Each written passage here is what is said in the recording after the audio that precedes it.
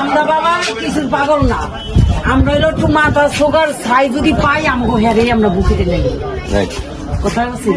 আমরা রাস্তা রাস্তায় থাকতে চাই না, আমরা চাই যে একটা মাটির ভিতরে আমগো বাড়ি গাড়ি না তুলে দিই, বিল্ডিং না উঠে দিক, আমরা একটু জায়গা দোকান। এর আগে যখন আমাদের খালেদা জিয়া সরকার গঠন করছে আপনাদের পুনর্বাসনের ব্যবস্থা করছিল না? করছিল, বিআরপিতে করছিল, আবার ওইখানে করছে, কালশিতে করছে। এইবারও জনাব তারেক রহমান বলছে যে আপনাদের পুনর্বাসনের একটা ব্যবস্থা করবে এবং বিল্ডিং নির্মাণ হওয়ার আগে আপনাদের কাগজপত্র আপনাদের ঘরে পৌঁছা যাবে, ফ্ল্যাটের, বুঝছেন, করবে। ওনার ছেলে যখন, ওনার মা যখন করতে পারছে, জিয়াউর রহমান এবং খালেদা জিয়া দুইজনের ছেলে কিন্তু তারেক রহমান, উনি কি করবেন দেশের জন্য এটা আপনি চিন্তা করেন, বুঝছেন বাবা। আমাকে কোয়া লাগবো না, আমরা জীবন বেড়ে আমরা 14 গোষ্ঠী আমরা এই ধানের শীষে দিয়ে গেছি যান যাই যখন পাইতো ফেরে আমরা দিয়েই গেছি। এটাই আমার কথা। এই যে উনি আসতে পারে নাই, উনি আসনের থেকে দাঁড়াইছে, উনি আসতে পারে নাই, দুঃখ প্রকাশ করে আপনাদের কাছে একটা খোলা চিঠি দিছে। এটা যে পড়তে পারে ওনাকে বললেন যে পড়ে শোনাতে। হ্যাঁ, মানে ভোটটা দিয়ে হ্যাঁ হ্যাঁ, আপনাদের তো ভাগ্য এই যে একেবারে 17 বছরে তারেক রহমান দাঁড়ায় গেছে।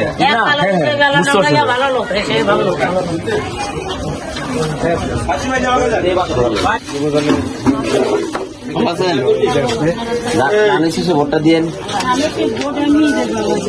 আল্লাহ দিলে ইনশাল্লাহ।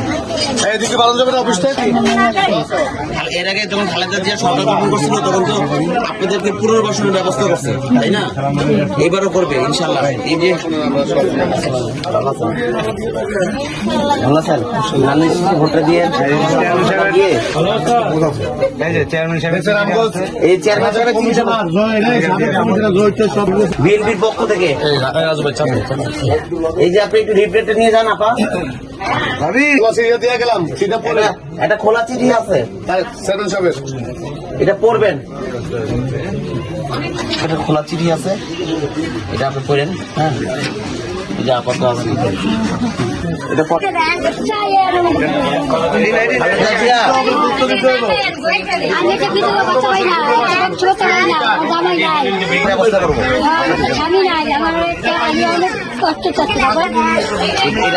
ফ্যামিলি কার্ডের ব্যবস্থা করবো।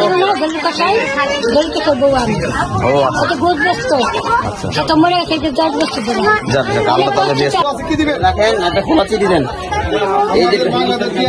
এই যেটা খোলা চিঠি আছে, তারেক রহমান, জনাব তারেক রহমান আপনাদেরকে দিচ্ছে। উনি তো আসতে পারে না, উনি তো আসতে পারে না, ওনার রিপ্রেজেন্টেটিভ হিসেবে আমরা আসছি, ঠিক আছে? ওনার জন্য দোয়াটা করেন। এটা ওনার পক্ষ হতে আপনাদের কাছে এটা খোলা চিঠি লেখা। হ্যাঁ, পড়বে। ভালো আছে,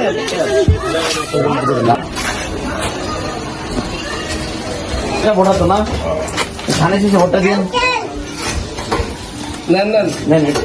ফোনের কথা বলতো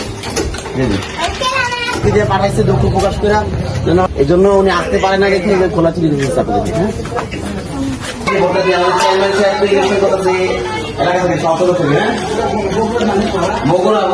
খোলা চিঠি আছে, একটা খোলা চিঠি আছে। উনি তো আসতে পারে না, কারণ উনি আসলে এত লোকজন হয় যে মানুষের ধাক্কায় মানুষের মারা যায় বলে উনি এলাকায় ঢুকবে না, যার জন্য ওরা দুঃখ প্রকাশ করে একটা চিঠি দিচ্ছে আপনাদেরকে। হ্যাঁ, চিঠিটা পড়ে